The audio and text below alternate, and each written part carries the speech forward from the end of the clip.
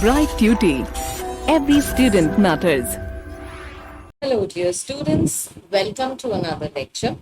In this class, we are going to begin with the 8th chapter of Class 12 Literature Reader Nagaland Board, which is Self-Measure in the Making of Brilliant Leaders. Now, who does not want to be happy?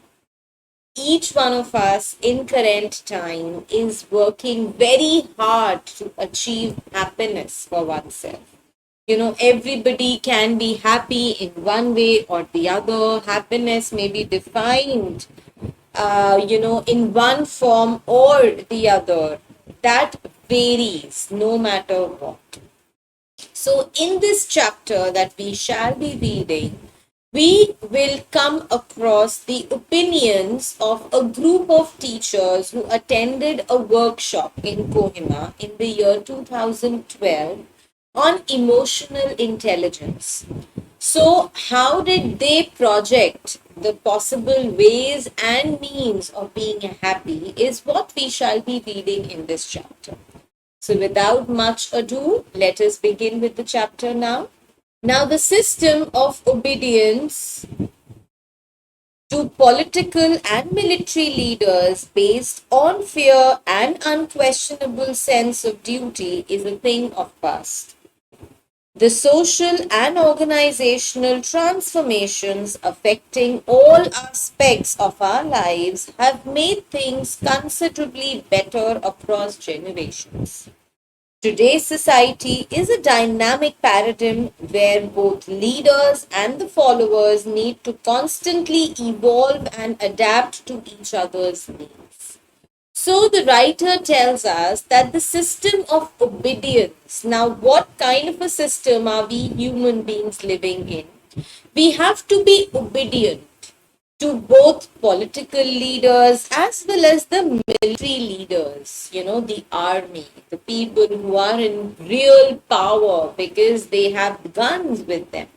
So we are very obedient to them because we are afraid of them. We are living in a constant fear of these leaders and unquestionable sense of duty. What was there earlier when one would be devoted to the other person, one would feel dutiful to the other person without asking anything, without expecting anything from the other person, is something a thing of past.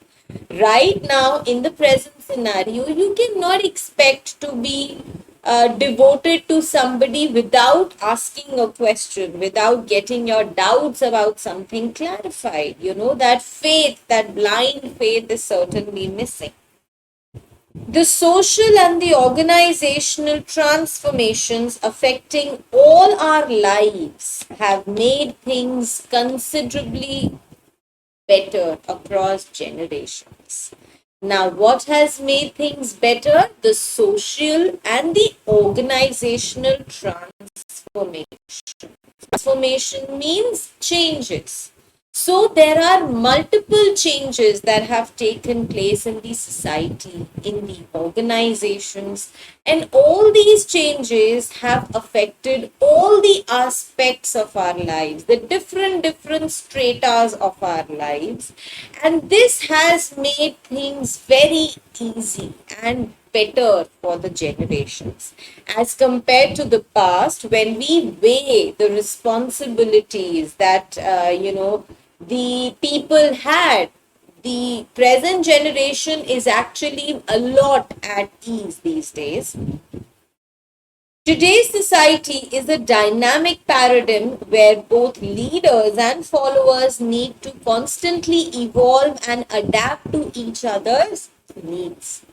Now, what was there earlier? The followers were supposed to blindly look forward to and listen to the leaders. But today's society is dynamic in nature. It is vast, it is huge, it is widespread in nature. And in the current society, a leader understands that a leader and a follower need to move hand in hand.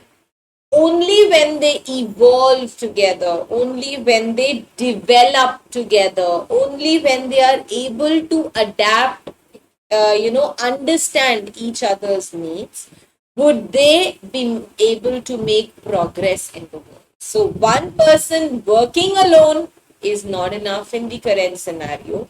It is two people who need to work together, and only then can we expect some development to take place.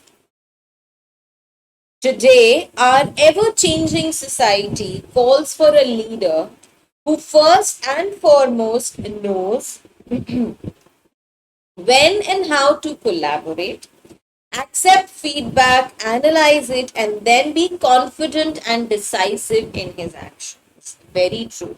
Our society is changing, is ever changing, it is evolving now, it is becoming better now. And in the current scenario, we need leaders who know when to collaborate. They understand when it is important for them to seek somebody else's support, to accept whatever feedback is given to them, to analyze that feedback, to study that feedback properly, and then to be confident and decide what action needs to be taken. Now, many people make crucial decisions that not only affect themselves but also around them. Obviously, every decision that we make is not only going to affect us but the others around us as well. For instance, someone who reacts to a given situation instead of responding can bring about disastrous results in his surroundings. So the writer says that imagine somebody who reacts. Reaction is a negative emotion to a given situation instead of responding. So, respond to somebody means to understand somebody and then to sympathize with the other person. But reaction means having an instant reaction that can be of anger, that can be of frustration, that can be of irritation. So, giving a reaction instead of giving a response can lead to disastrous, can lead to dangerous results in our surroundings. Therefore, learning how to regulate one's emotion is the foundation of making better decisions and the basis on which stronger personal and professional relationships can be created. Therefore, it is very important to regulate one's emotions. If one learns how to regulate one's emotions, it is going to serve as a foundation of making better decisions. One would be able to make better decisions in life and thereby build strong personal and professional relationships. So, having a control over your emotions is actually the most important aspect of developing good relationships. This emotional self-regulation allows a person to lead more with his presence rather than his position.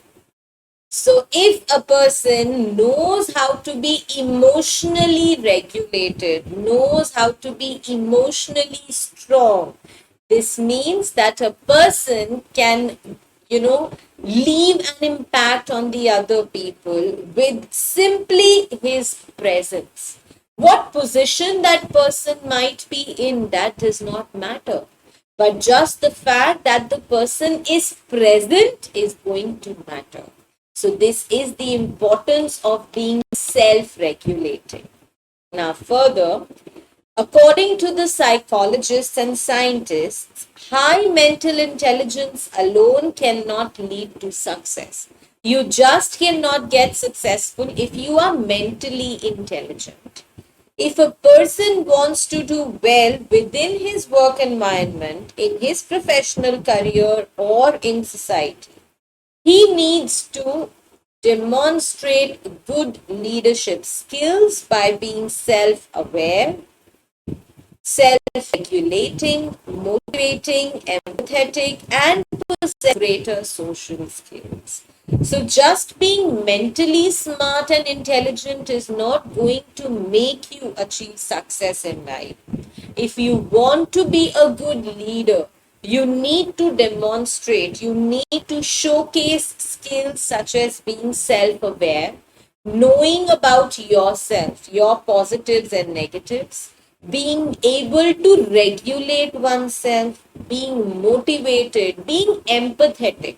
Empathetic means trying to understand the perspective from somebody else's point of view as well, and to be socially smart, to possess great social skills. The sum of these abilities is known in psychology as emotional intelligence. And all these qualities that we have just talked about, collectively in psychology, they are termed as EQ or emotional intelligence. EQ is the ability to identify, assess, and control the emotions of oneself, of others, and of groups. Peter Salvoy and John D. Mayer, leading researchers on emotional intelligence, they propose a model that identifies four different factors of emotional intelligence. So, emotional intelligence means that you have the ability, you are capable to identify, to assess, and to control your emotions, the emotions of others, as well as of groups. Now, Peter Salovey and John D. Mayer, who are leading researchers on emotional intelligence, they have actually made a model that identifies that four different factors that play a very important role in emotional intelligence. First factor is perceiving emotions, being able to understand, being able to recognize your emotions. So the first factor says it is the ability to detect and decipher emotions, decipher, understand. In many cases, this might involve understanding non-verbal signals such as body language and facial expressions. So the first important factor for emotional intelligence is to understand somebody's emotions. What does it mean? Your ability to detect and to understand emotions. In most of the cases, according to these two researchers, understanding emotions should also be done when somebody gives you non-verbal signals. Not only understanding the emotions of a person who is talking to you or who is expressing himself or herself, but being able to understand the non-verbal signals also, such as the body language or the expressions on one's face. The second factor is reasoning with emotions. Whatever emotions you have, you need to reason with them. You need to understand the reason behind it. The ability to harness emotions to facilitate various cognitive activities such as thinking and problem solving. The emotionally intelligent person can capitalize fully upon his or her changing mood in order to best fit the task at hand. So, what does it mean? The ability to harness emotions. Harness means to control your emotions. So, how capable you are in controlling your emotions so that various cognitive activities, what cognitive? Cognition refers to your brain. So, various cognitive activities such as your thinking skills, your problem solving skills can also be catered to. Now, the person who is emotionally intelligent can actually capitalize fully. Capitalize means can take advantage of somebody's changing mood in order to best fit the task at hand. So, you have to be smart so that you may know how to take advantage of the other person's emotions with respect to the benefit it might end up giving in your case. So that is what is also required if you need to be emotionally intelligent. Then comes understanding your emotions. Now, the emotions that we perceive can carry a wide variety of meanings. We all understand the emotions that we depict, that we showcase, can have multiple meanings. Understanding emotions encompasses the ability to be sensitive to slight variations between the emotions and the ability to recognize and describe how emotions evolve over time. So, according to the researchers, if you have to understand your emotions, you have to encompass. Encompass means you have to collectively involve the ability to be sensitive to slight variations between emotions. When you are emotional, there may be variations in your emotions as well. So, to understand those slight variations in your emotions is important. The ability to recognize and to describe how your emotions change over a period of time is also important. So, this understanding with respect to emotions is very important. Then comes managing your emotions. The ability to manage emotions effectively is a key part of emotional intelligence. Regulating emotions, responding appropriately, and responding to the emotions of others are all important aspects of emotional management. So, the ability to manage your emotions effectively is something which is very, very important for emotional intelligence.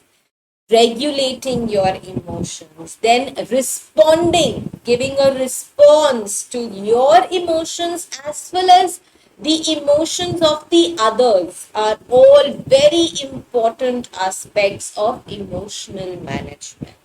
Emotional intelligence is an important area of the branch of study known as neuro leadership that focuses on leadership and leadership development. Daniel Goleman, a psychologist and one of the fathers of the emotional intelligence concept, advocated that greater presence of EQ dictates and enables individual level of success.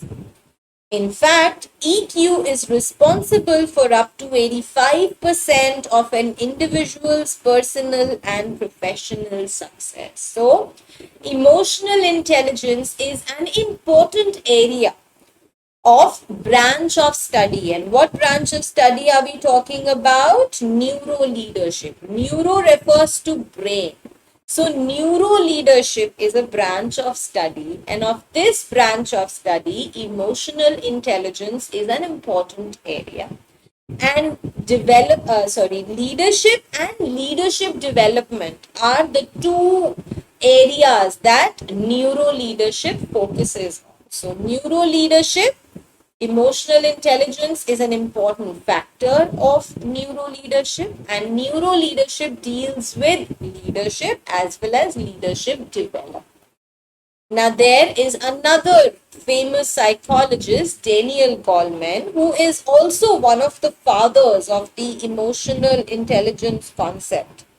He advocated, he defended, he talked about the presence of emotional intelligence and the fact that larger the emotional intelligence, it dictates and enables individual level of success.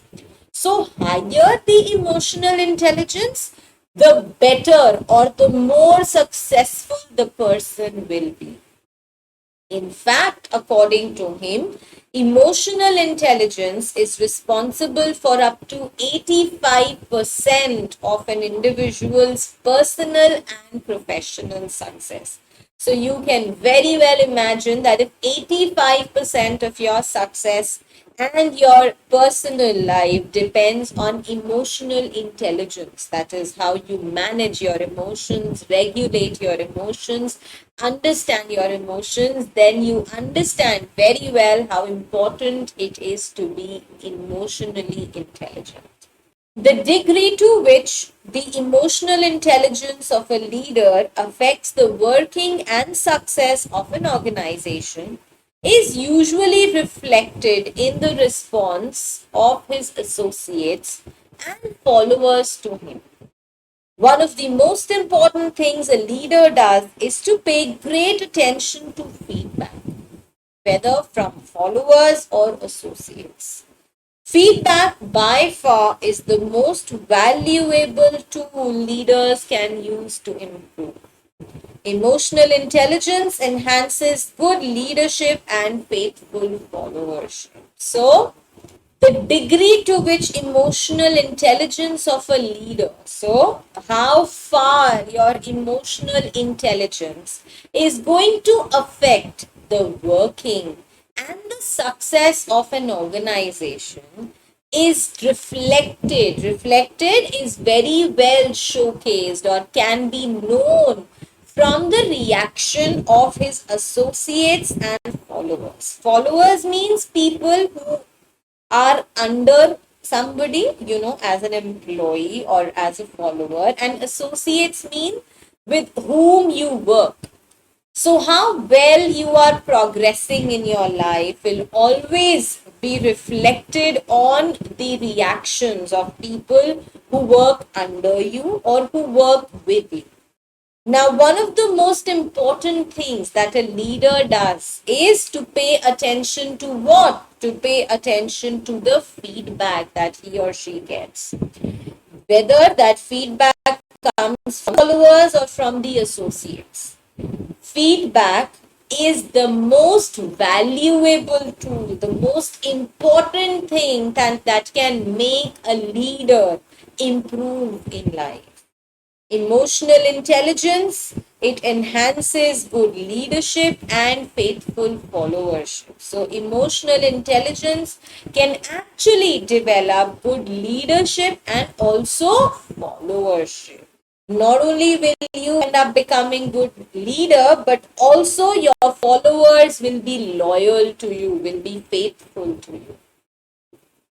In a sense, the promises of emotional intelligence development are greater personal and organizational or social effectiveness, improved leadership, and overall better quality of life. Therefore, understanding the effects of emotions and how to regulate them is critical to a leader's success.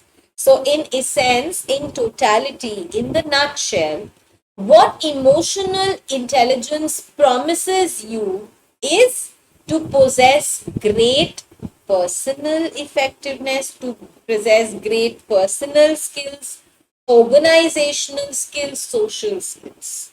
Also, to be a better leader and to possess a better quality of life. Now, what do we understand by better quality of life?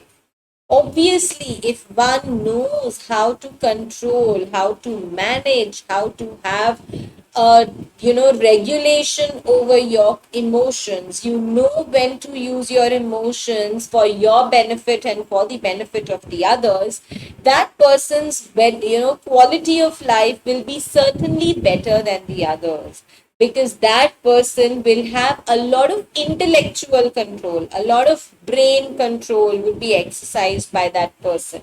And that is what is the need of the hour. Therefore, understanding the effects of emotions and how to regulate them, how to understand them, and how to use them are the two most important things for a leader's success. A growing mountain of evidence shows top performers having higher levels of emotional intelligence than both average and below average performers. So a growing mountain of evidence. Growing mountain of evidence means there is a huge evidence which shows that the top performers who have higher level of emotional intelligence than average and the below average people, they are the people who perform better. So if you have a higher level of emotional intelligence, your performance will be improved in every aspect.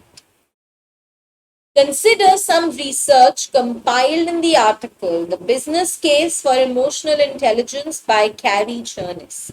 So this, what we are going to read, is some research that was compiled in the article The Business for Emotional Intelligence by Carrie Chernis.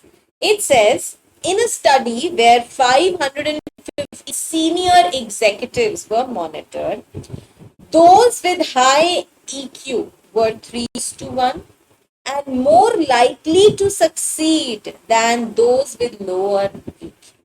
So, senior executives, those who had a higher IQ, were in a position to get higher success as compared to those with lower EQ. In fact, EQ was a much better predictor of success than higher IQ and relevant previous experience. And according to the research, having an emotional intelligence was actually a greater contributor than having higher IQ, intelligence quotient, or the previous experience that you have. So whether you are intelligent or you have a vast experience prior does not matter. What matters is your emotional intelligence.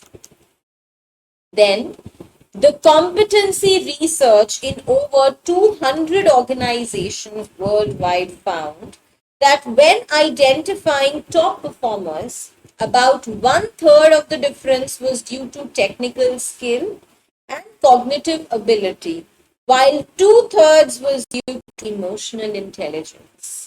In top leadership positions, the disparity was even greater. Over 4/5 was due to higher emotional intelligence. So, in over 200 organizations worldwide, there was a research which was made. According to that research, the top performers of those organizations were those who had higher emotional intelligence. So only 1/3 of those top performers were those who had good technical skills, good cognitive abilities, while 2/3 of the top performers were those who had higher emotional intelligence. And in the top leadership positions, here we talked about the top performers. When we talk about the top leadership positions, this disparity, this difference in the people possessing emotional intelligence was even higher, because over 4/5 of the people, there was a difference of 4/5 of the people. So, higher emotional intelligence meant better performers and better people at the top positions. Now, these are just two of many. So, what we have discussed were just two case studies that we discussed of the many case studies we have that advocate that higher emotional intelligence means a better and a successful person. Now, let us look at one more case study. Harvinder is a school teacher I know from Punjab.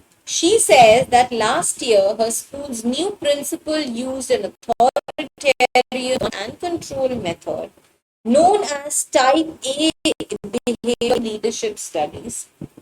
Within weeks, many teachers complained about the atmosphere of strict discipline and fear. Was anything achieved?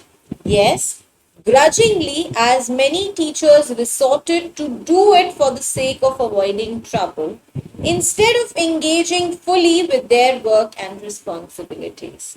So, Harvinder is a school teacher who is known to the writer.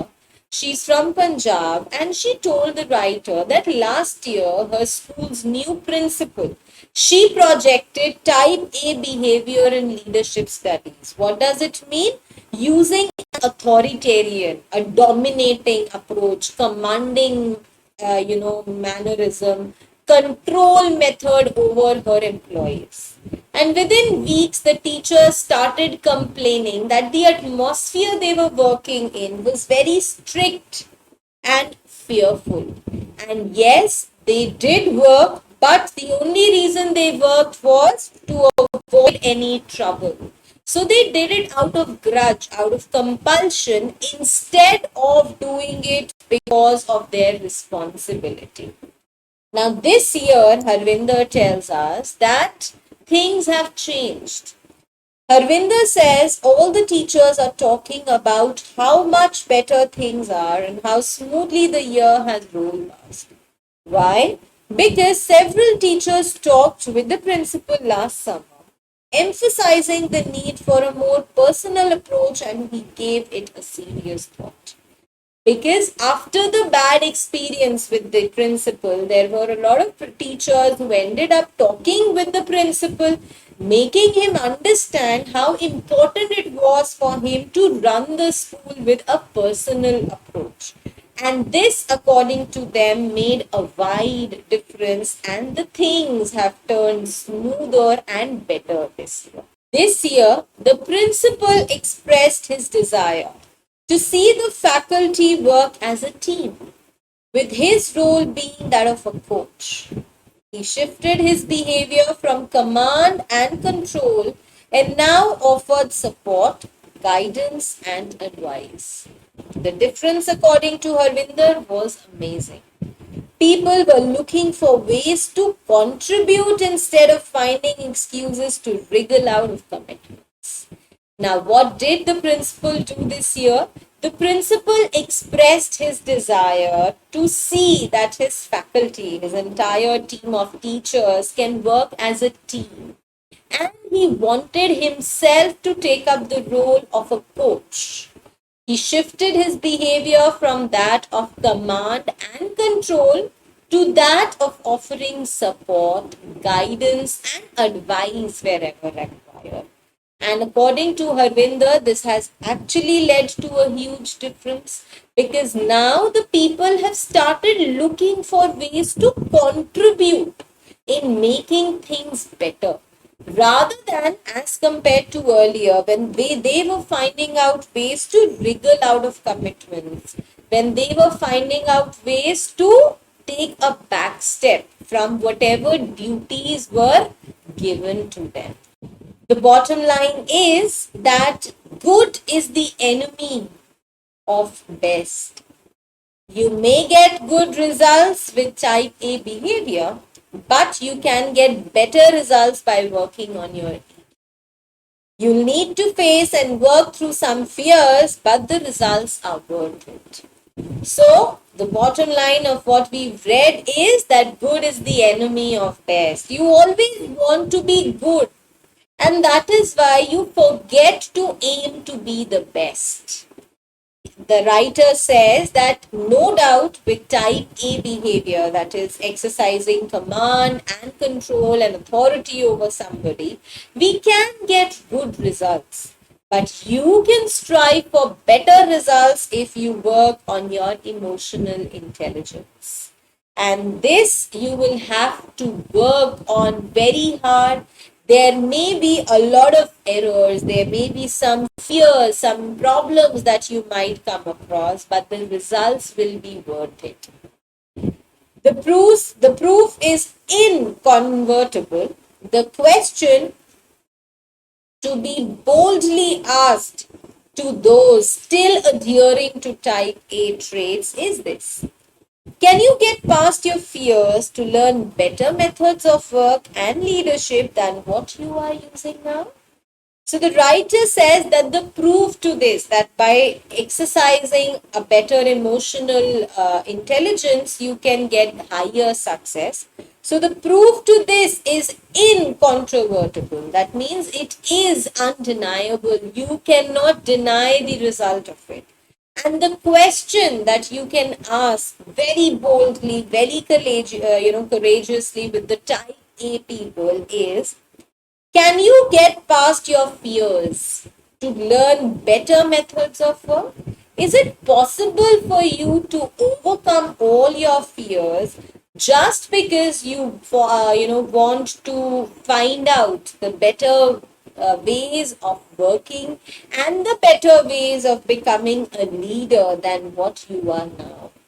Think about it. There might be a lot of us who would not be ready because of the innate fears, because of this, the fear that we have in us of multiple reasons, multiple aspects, maybe the judgment, the criticism you might get from the other people, and so on. So, with this, my dear students, we come to the end of explanation of this chapter. I am going to pause here now, and in the next part of the video, I shall discuss with you the summary of this chapter that we've read. Along with it, we'll discuss the back exercises given here. So I'll see you all now in my next lecture. Thank you.